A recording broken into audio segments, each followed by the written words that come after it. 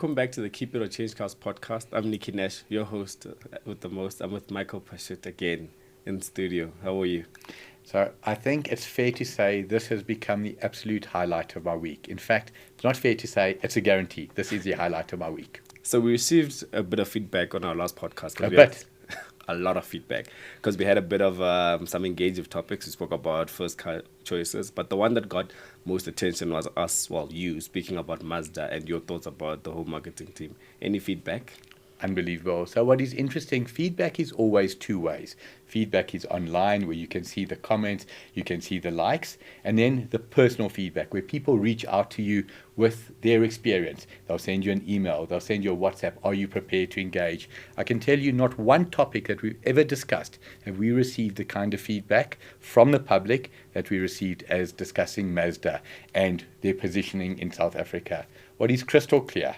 Is Mazda a quality brand? Yes or no? Yes. Across the board, without a doubt. And what people loved was they said, Michael, you are talking about a polished brand. You are embellishing about the brand. Your concern is why is the brand that is up here doing sales that are down there? And that is what was interesting.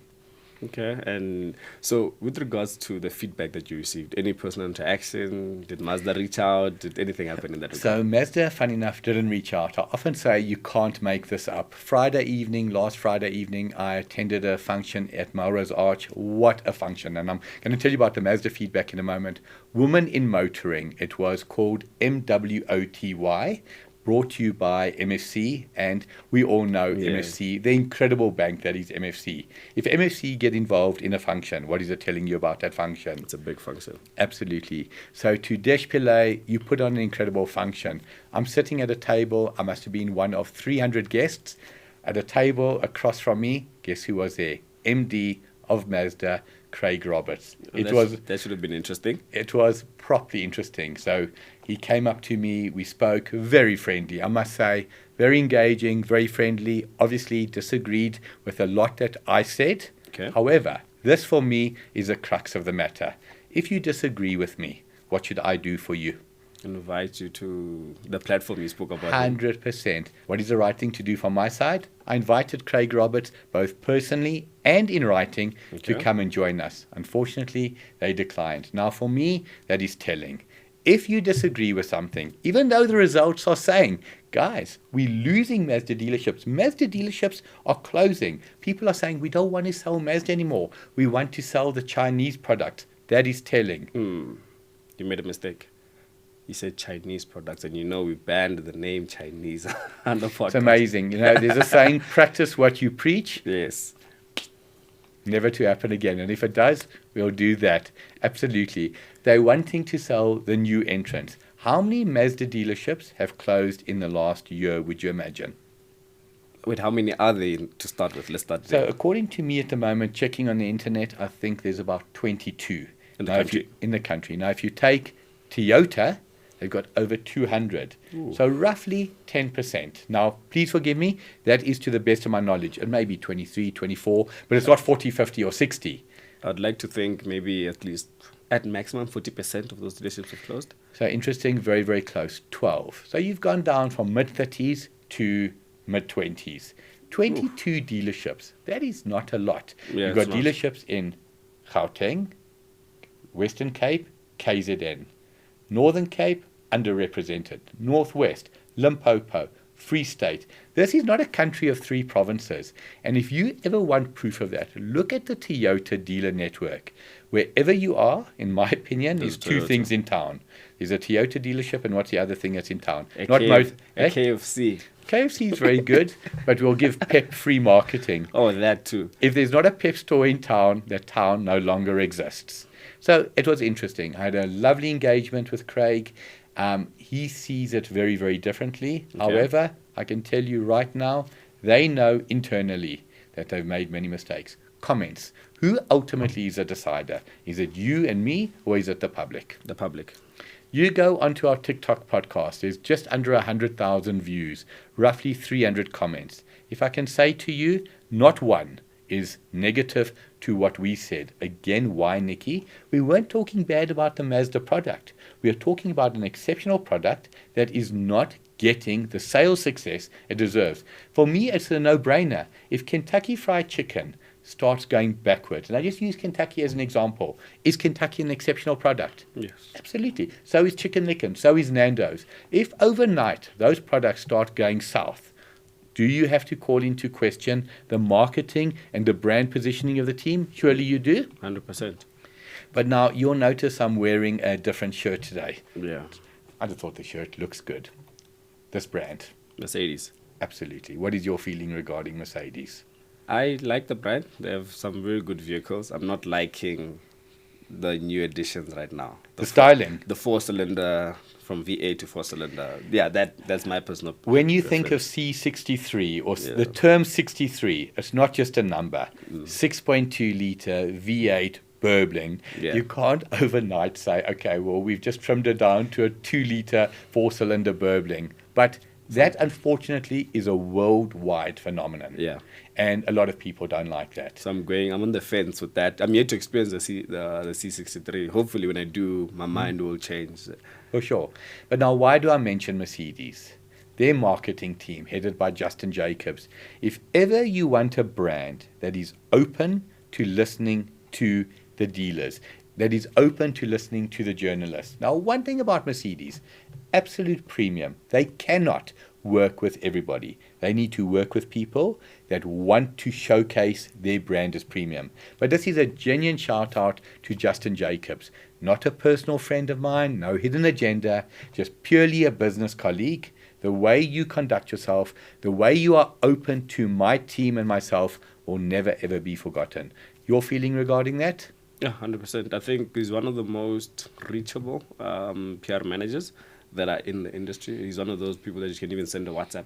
Will get to you, those type of things. So, of course, very different compared to other manufacturers. It's not all manufacturers. And looking at the brand that he's leading, you'd expect it to be the other way around. 100%. A little bit arrogant, unapproachable. You'd expect him to be unapproachable, where you send him a text, or you don't even have his number to begin with. I think that's the type of thing. So I like that about him. Now, what's interesting for me, if I say to you the term "wear two hats," generally it sounds like you being two-faced. Am I right? It's not a compliment if I say he can wear two hats. So one of the things for me that stands out about Justin Jacobs is when I say he wears two hats, he wears two perspectives. He knows how to look at it from his current position, and he knows how to look at it from an outsider, a journalist, etc. For me, if you're looking for the best marketing team in South Africa, Mercedes and your F1 team ain't too bad. And Lewis, still a fan. Next year, when you're at Ferrari, I'll be a fan of you personally. Never been a Ferrari fan. You're a Ferrari fan, if I remember. No. Oh, Aston Martin. No. Red Bull. Yes. The fourth team. What is happening to Red Bull, Nikki? 10 consecutive races without a victory. I have no idea what's going on with Red Bull. Right? I think the people that left Red Bull, it's hurting them now. It's starting to show. Hopefully, they will get back. The only thing that I wish Max Verstappen would do is stop fighting Lando Norris so much, because that ends up costing him in the race. Whereas he's already has such a big gap on Lando Norris. Even if you were to let Norris pass him and he finishes behind Norris, Norris is not going to close that gap quickly. But if he fights Norris, like over the weekend, he got penalties. He ended up sixth. Norris ended up, I think, third. Now the gap is much bigger. So yeah, I would just say stop fighting Norris. There are two things that comes to mind. Murray Walker, the famous commentator, had a saying: to finish first in Formula One, first you have to finish. Yeah. You can't win a race on the first lap. You can, however, and Max proved it, lose a race on the first lap. He's got roughly, I think, 47-point gap now. Am I right? Yeah, just in the mid-40s. Yeah. All he needs to do, let Lando do what he needs to do. Lando's not going to walk it the next 4 races, because you've got Lando Norris, an ultra-competitive Ferrari. Sure. You've got Carlos Sainz, who wants to go out on a high note. So they're going to take points off each other. Just let them play nicely. Max just needs to be in third position. Did you see his comment when they said, what did you think of your 20-second penalty? Did you see what he said? I didn't see what he said. He said, I didn't use it correctly. I could have switched the car off and had a drink. I had so much time. Max is arrogant to a degree, but I understand his arrogance. He's got the results to back it up. However, next year, 2025, you're going to have a very strong Aston Martin. You're going to have an ultra strong Ferrari. You're going to have a challenged Red Bull. Next year is going to be one of those seasons that will go down in history. I know you can't wait for next year because of the whole Aston Martin thing. I know, I can't wait for next year because of what's going to be happening with CHANGECARS and all things motoring. But yeah, the Aston Martin thing is going to be great as well. We spoke about Mazda marketing. Spoke about, you praised Justin Jacobs at Mercedes-Benz marketing. So hold that thought. Okay, so Mazda fail, Mercedes pass. What else is there to talk about? So now there's a brand, actually I saw in the comments, people are asking about this specific brand, which is Subaru. And I, as a car reviewer, I'm like, oh, actually, you have a point. Because the question that I asked was basically three things. Is Subaru still in the country?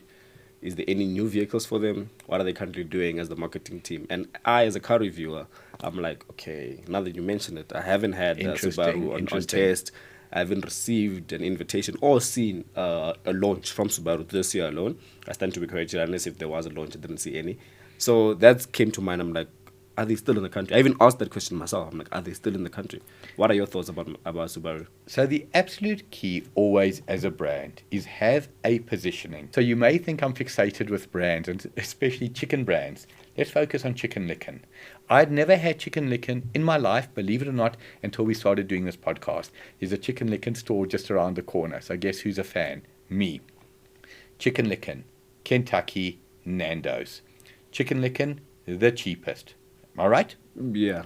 KFC, not ultra cheap, but not expensive. Yeah. Nando's, are they premium and expensive? Yes. However, each one of the three have got a specific brand positioning. A person who's an absolute Nando's fan from the Joburg northern suburbs is not going on a Friday night and ordering Chicken Licken, but that's perfect brand positioning. Subaru, excellent product. Subaru's got a lot of tie-ups historically with Toyota. When you've got tie-ups with Toyota, what can you say? You've got the most incredible handling cars. You've got that boxer engine, which is just performance orientated. Where does Subaru position itself? You know where it positions itself? Nowhere. Thumbsuck it. Literally, thumbsuck it. Am I anti the product? Far from it. It is quality. But if Subaru closed every dealership down tomorrow and nobody mentioned it, would anybody notice the exit? No, I don't think so. If Toyota, the standout brand, closed 20 dealerships tomorrow, would people notice it? Definitely. Now that, I know it's a long answer to a short question. Excellent product. Where are they positioning themselves? I think a brand like Subaru is relying purely on Scooby fans. You've owned a Subaru before, you like the brand, you'll stick with it. What are they doing to bring in new fans, new follows? Nothing. So again, you must listen to what the public say. If success is not there, if you are going underneath the radar, do something different. Give me one other mainstream brand, Ford. Are they under the radar? Not at all. Not at all. Everybody knows Ford, you've gone hard after their double cab market. Yeah. Is it fair to say today, in the double cab market, Ford is the leader or right there? There's no one better. Ford identify as the market leader in double cab. Yeah, so double cab, they sell more than Toyota. Actually. 100%. And they've gone up against the standout best brand. Yeah. The point is, they identified a segment that they want to dominate. What segment have Subaru decided they want to dominate? Now, underneath the radar, but you've got competition, Subaru. You know who you got competition from? Mazda. Mazda. I had to throw that in. So I think they need to focus on, well, not focus, but listen to the customers.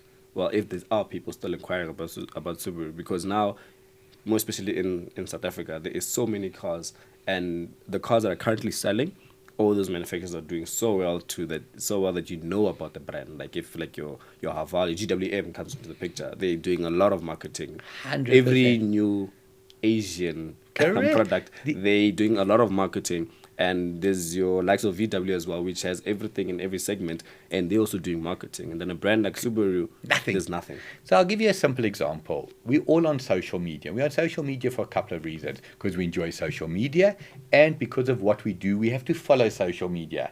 There's not a single day that goes by, not one, that I'll not see an ad from Chery, from Amoda, from Jetour, from Avel, from GAC. Not a single day.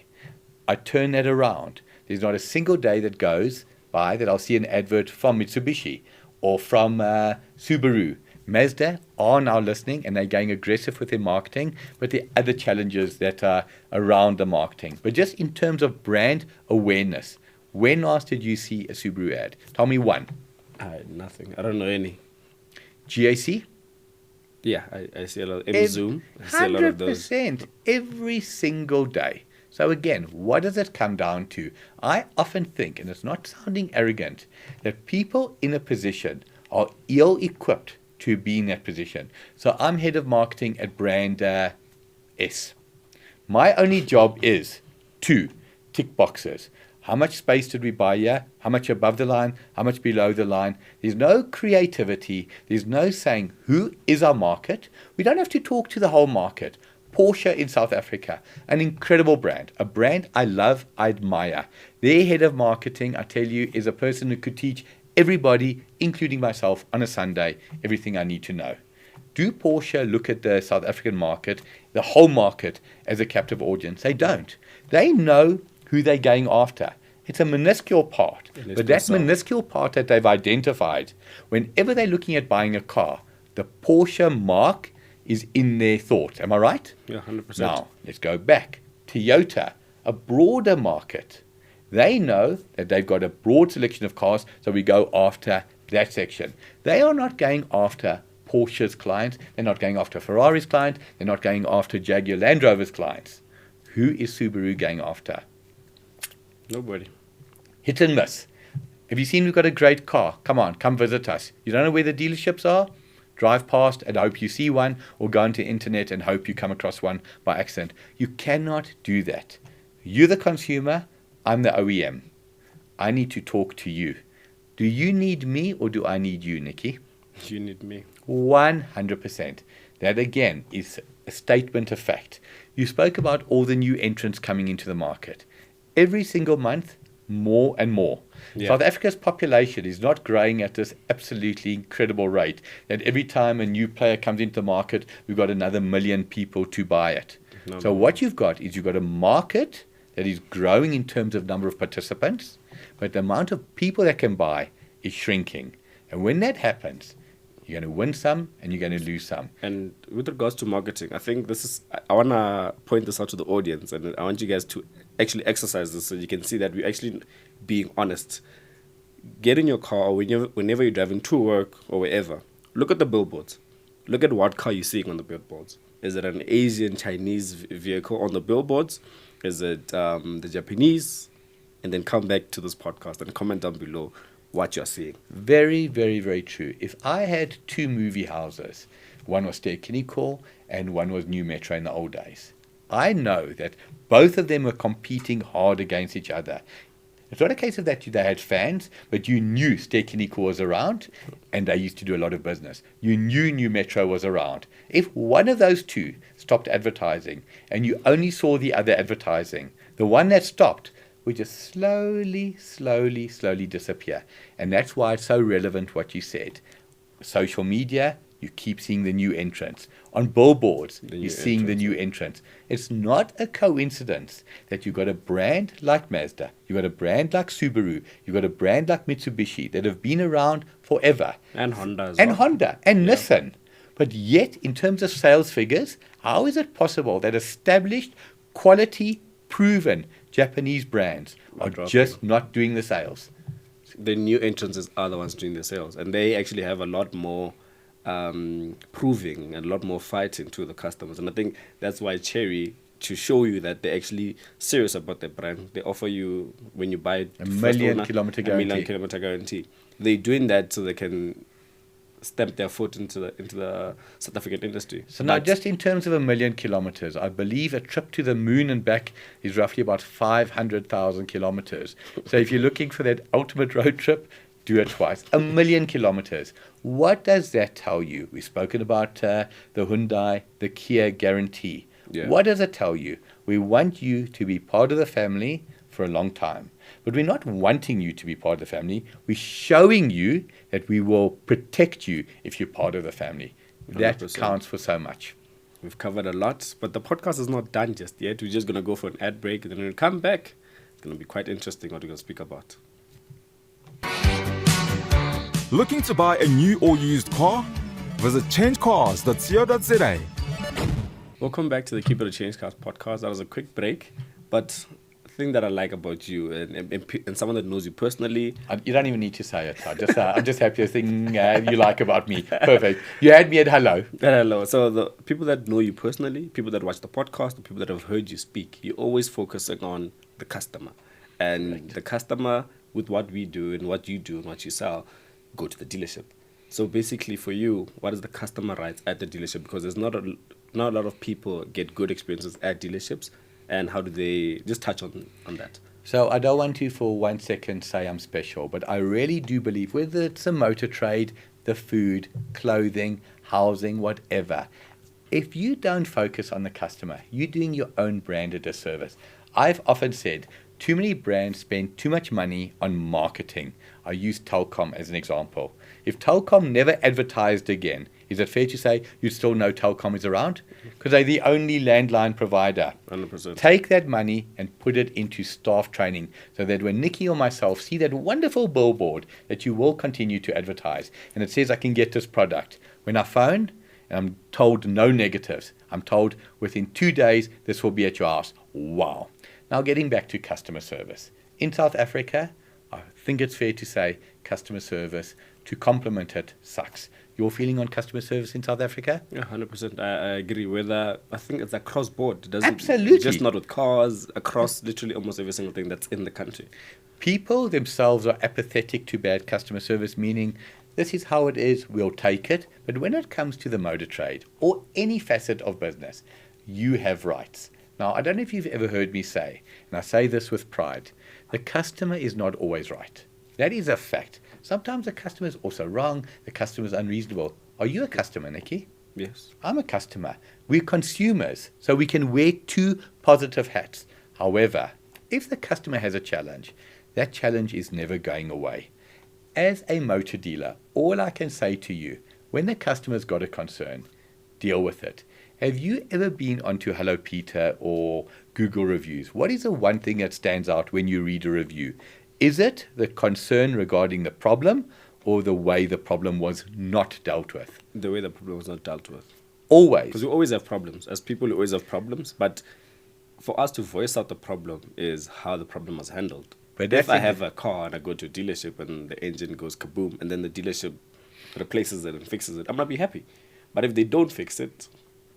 But that's exactly it. Hence why I said the way the problem was not dealt with. Read any review. It's a case of, I bought a car from dealer X. Within 3 days, I raised the following problem.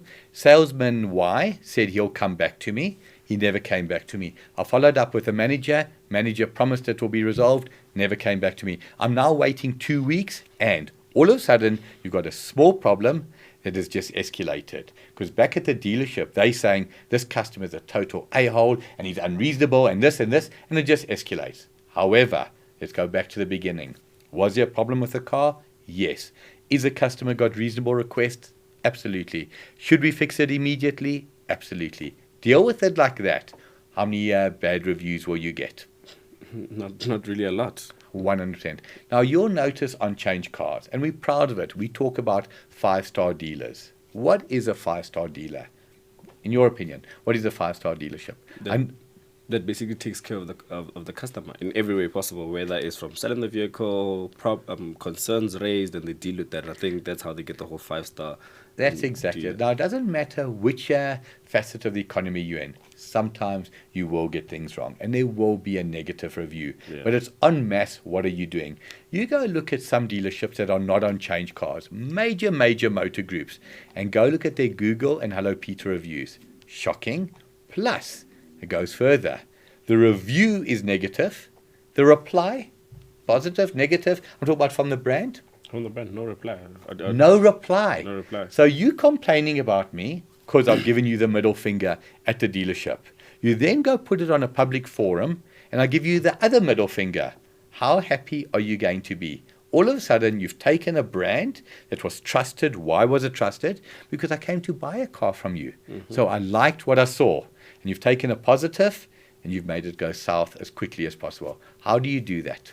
Yeah, I think basically just not addressing the problem the correct way, being arrogant as well, and just letting things slide and hoping for the best. Well, in this case, not the best, because now you're giving the consumer, the customer, so much ammunition to speak badly about your brand. And now when someone goes to buy a vehicle and they look at... So a lot of people do tend to read first. Now, if I read that Michael's dealership treated me badly, I'm not going to go to your dealership because of the reviews. And reviews are very important. I can tell you that personally, if I'm looking to go anywhere on holiday, I'm talking about to a place I don't know. If I know the place, I know the hotel because I stayed there before. Yeah. It's always my opinion. I've got something to base it on, my own experience. But I'm looking to go to Mauritius. I'm looking to go to Cape Town. I haven't been to that hotel. Reviews. The first thing I'll go to is, hello, Peter, Google, bookings.com. I go to the latest. The first three come up. Oh, I'd just like to compliment their reception. I'd like to compliment their breakfast team. I stop right there. I'm booking.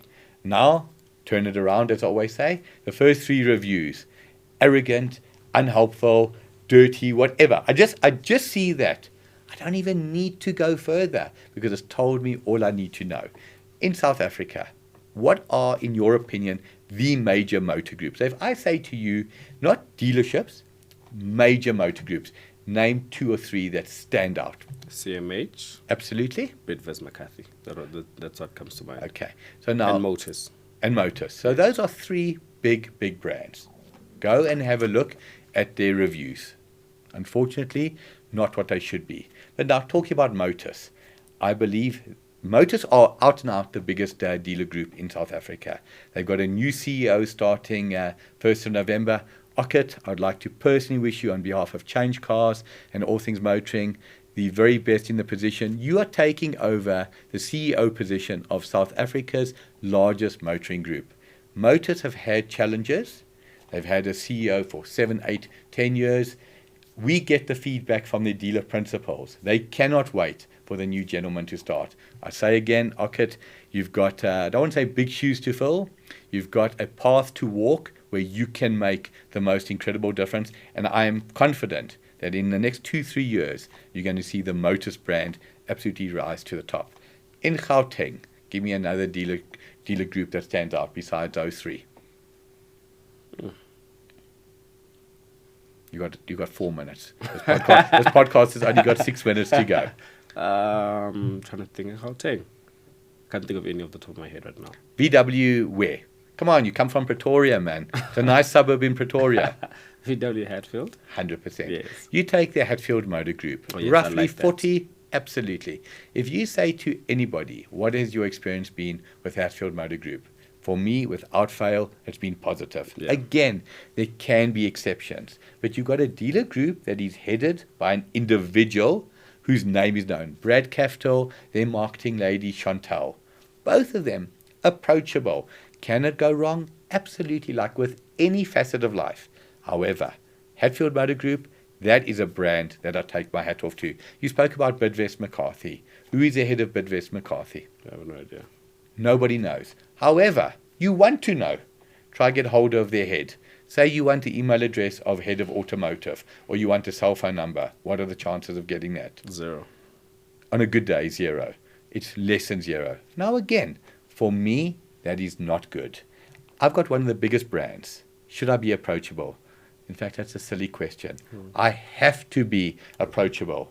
If you are the president of my country, I want to feel like you're a person who's accessible to the public. Yes, I can't have your cell phone number, I can't have your email address, but I want you to feel that through Parliament, through certain committees, you are approachable.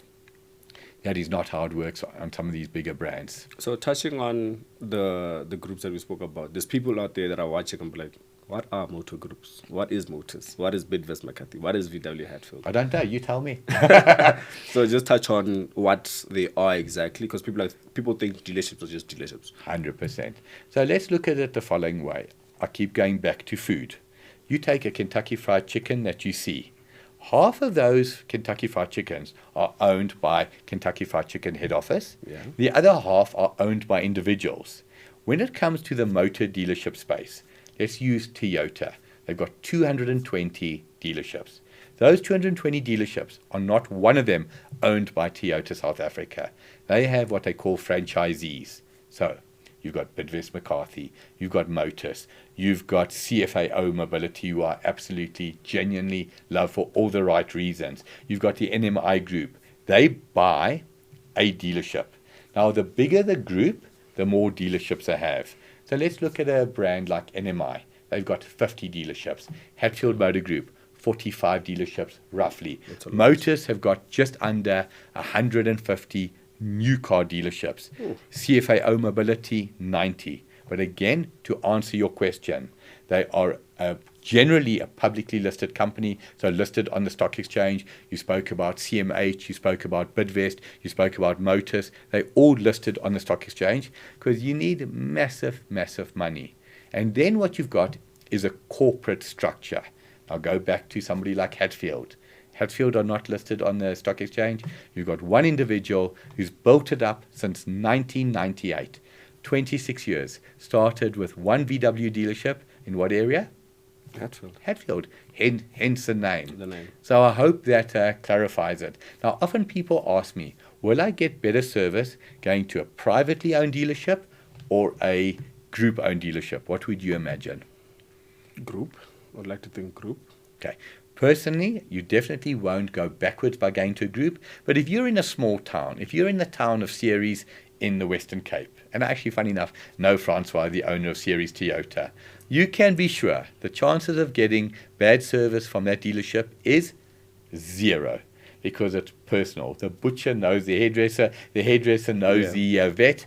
It's all personal. Now, a dealership like that will always be independently owned. If you're looking for an independent dealership, you're not going to go to somewhere in Pretoria or Cape Town or one of the bigger cities and find an independent dealership. They are all group owned. But if you went to the town of Pofadder, or if you went to the town of Kuruman, I assure you, certain of the dealerships there are independently owned. Great service. So if you're looking for a good car in Joburg, drive to Kuruman. It's about 1,200 k's, not far. You'll run the car in on the way home. I just thought of another group, Alan Joss, and they deal with Mazda and Ford, right? Correct. And how are they doing looking at Mazda's not success and Ford's success? So Alan Joss, to the best of my knowledge, have got two dealerships, one Ford, one Mazda. Superb. If I say to you, there's certain groups and certain dealerships that we've never had a complaint about, that will be one of them. I cannot say to you that we do not get complaints about the Bidvest McCarthy dealerships.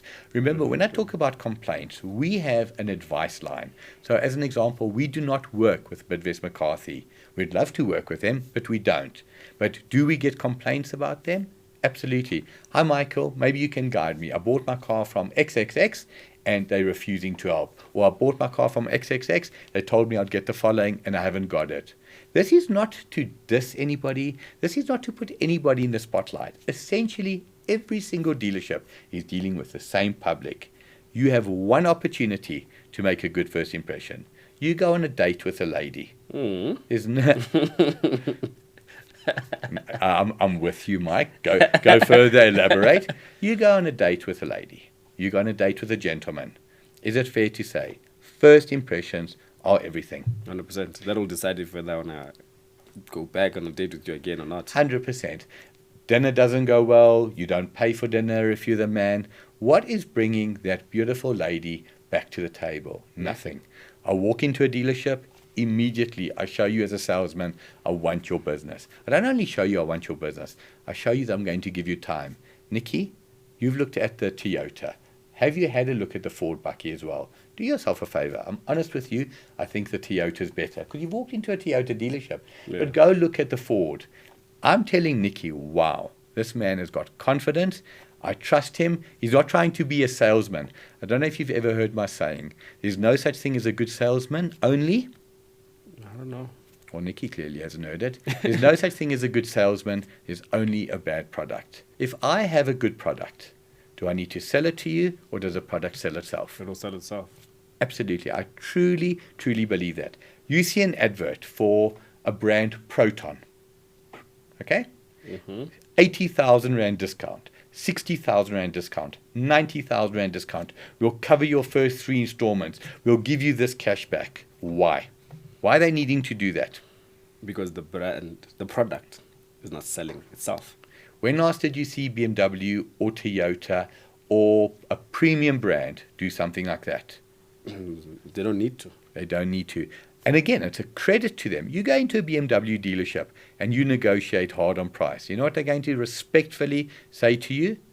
Unfortunately, sir, this is a price ruling. This is a price. Why? Because they've got faith in their product. It's an absolute compliment to them. Go back to Proton. How much discount do you want? You want us to pay you to take the car off the showroom floor? You want to use it for 6 months for a test drive? That's exaggerating a little bit. So, Nikki, I think it's clear to say a good product will always sell itself. I'm going to ask you again. Have you heard my famous saying? There's no such thing as a good salesman. It's just a bad product.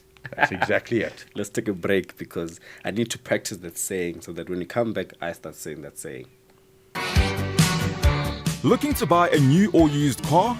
Visit changecars.co.za. Welcome back to the Keep It a Change Cars podcast. I'm going to reintroduce myself because I just had this brilliant idea or this brilliant train of thought. I came up with a very good saying. It's my own saying. If anyone else says otherwise, that's their problem. There's no such thing as a good salesman, just a bad product. What do you think about that saying, Michael? I think it's absolutely brilliant. However you came up with that, well done to you. Thank you. That is ingenious. Thank you. Thank you. So we always focus on customers. People get scammed in terms of vehicles, all of that. Take me. I'm looking to buy my second vehicle. How can I protect myself from being scammed and all of those things? We've spoken about it before in the podcast. So I've said it before and I'll say it again. In 2024, there's not a mistake that you, that I, that our listeners, our viewers could make that somebody else hasn't already made. The way you avoid making that mistake is ask those in the know. Ask those that know more about a item than you do. I can tell you right now, if I wanted to do brick paving at my house, I don't have anyone that I know that is a paving contractor. So I'll go look online, I'll see, and then I'll say, okay, that looks like a good company. And I'll find the company and I'll say, do me a favor, can you give me 2 or 3 references of people that you've done a home for in my area? If he says, oh, we've never done a home in your area, well then tells me that I can't use them. There are people that can help you. Give me an example of what you're thinking. Screen. Spell it. Screen. How do I spell screen? It's screen. S-C-R-E-E-N. Okay. Asked him to spell it because I knew he was going to spell it wrong. He's thinking of sunscreen. Don't know what he's doing with sunscreen. I need it though. SCREAN.co.za. Okay. Screen it. Now, here is a company. Who do they represent? And before you answer that, you go to a garage. You buy a car. Sir, you've got the peace of mind. We're giving you a roadworthy. Perfect. We're giving you a roadworthy. Now, roadworthy is a statutory requirement. But a statutory requirement that is how enforced. Is anybody checking these roadworthy centers in your opinion? No.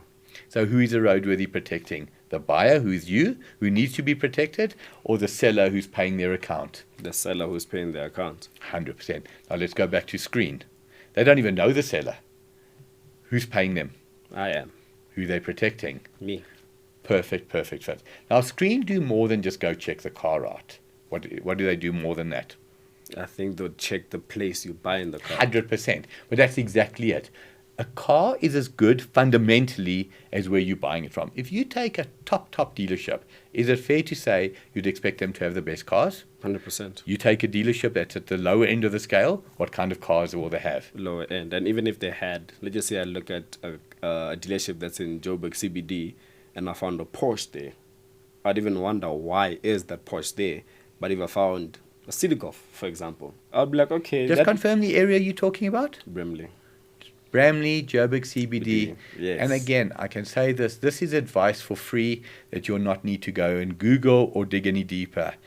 If it's in the Joburg CBD, certain parts of Kempton Park, including the Kempton Park CBD, Bramley, simply look no further. You don't even need to waste your time sending screen out there. Just don't do it. Yeah. But quickly getting back to the screen product. What do you think it costs, Nikki? Looking at a roadworthy is just under 1,000 Rand plus their commission and everything. I'm sure like 1,500. Okay, a little bit less, but that's a good guess. 1,150 Rand. So think about this. If you're buying a car for 100,000 Rand, it's 1%. If you're buying a car for R1 million, it's 0.1%. Now, if I say to you, there's only a 1% chance of getting it wrong, you'll do it, right? 100%. If I said to you there's a 20% chance of getting it wrong, you're going to weigh it up. Weigh it up. So for 1% of the purchase value, 1% of the purchase value, in the worst case scenario, because you're not buying a car for much under 100,000 Rand, Yeah. why would you not do it? There's no reason for you not to do it. If anything, there's reason for you to do it. Yeah. So I've had the privilege and pleasure of interviewing the owner, Mike Schliebach. And I always say, for me, you have me at hello. If you think that I trust every single product that is out there and every single brand, far from it. What is trust for you? Do you feel it? Do you see it? Or is it something that people tell you you can trust? I say you feel it. Am I wrong? 100% feel it, and if you speak into the person, how the person presents himself or herself as well. So I think that's the main connection in terms of trust. And that is what it is. So in a nutshell, what we are saying is, if you're looking to purchase anything, ask a few questions, take your time, and get somebody that you trust. It can be a friend, it can be a family member, it can be a neighbor, it can be a company like Screen. Go out and check it. The chances of making a mistake then are what? 0. And on that point, remember, so then you're not going to have a good salesman or a bad salesman. You're just going to have a good product, because we don't want a bad product. I wonder where you heard that saying from. From you, Nikki, from you. Thank I you. I know nothing. In all my years, I've never come up with a saying, and Yes. I've never learned. Yes. Tell me this week, what are you driving? This week I'm driving the Volvo C40, all electric. And Love it. It's so quick. so what I love the most about that car, because I haven't driven it, I won't lie, is the look. Yeah. Tell me that car has not got the perfect dimensions, the perfect look. What's it like to drive? It's amazing to drive. I'm not a fan of electric cars, but I'm a fan of Volvo electric, Volvo EV, and Volvo hybrid vehicles. They make amazing vehicles. Like I'm really a fan of that vehicle. So when it comes to EVs, and I mean, we're just going to touch on this very, very briefly. Yeah. Obviously, Tesla worldwide is the absolute leader. Then there's other brands that are playing in that space, but I'm never, in my mind, I'm just saying this is me, Yeah. I'm never going to look at Ford or Toyota or Nissan or Honda as leaders in EV. No. I look at BMW, they're playing there with the I. I look at Audi, they're playing there with the e-tron. However, what is it about Volvo that gives you the impression that they're taking it that little bit more seriously? I think just the whole way they present themselves as a company. Like, they don't have a lot of product ranges. Like, they don't start from entry level to high end, but what they have works, and they show you that with their hybrid vehicles, and they bring that hybrid vehicles into the EV vehicles. So that's for me, that's what makes it work for them. Do they have a nice key? You'll tell me. Let me see it. I would love to see what the If key you looks tell like. me the key. I've never is seen a nice. key for a Volvo. Doesn't look much of a key. Let's have a look. Yep, I like it. How did he fall for that? You've got to ask yourself, how did he fall for that? You want to know what you're going home in? Your car. What I'm driving. That's perfect. So to say this has been another good podcast, definitely for me, and that saying of yours, man, I absolutely love it. Thank But what you. is absolutely key, we do this for a reason. We do this for you. We want to make sure that you don't make a mistake that you don't need to make. Nikki, myself, our details are on the website. If you want to get a hold of us, please, you're doing us a favor. We're not doing you a favor. Would you agree with me on that? 100%. Because they, basically our bread and butter, they structure the podcast, they structure everything that we do because we're doing it for them. Well, think about it. If I didn't come in today, what are the chances of me leaving with a Volvo electric? So I'm blaming you guys if I have to walk home today. But guys, please feel free to comment. It's free to comment. It's free to subscribe.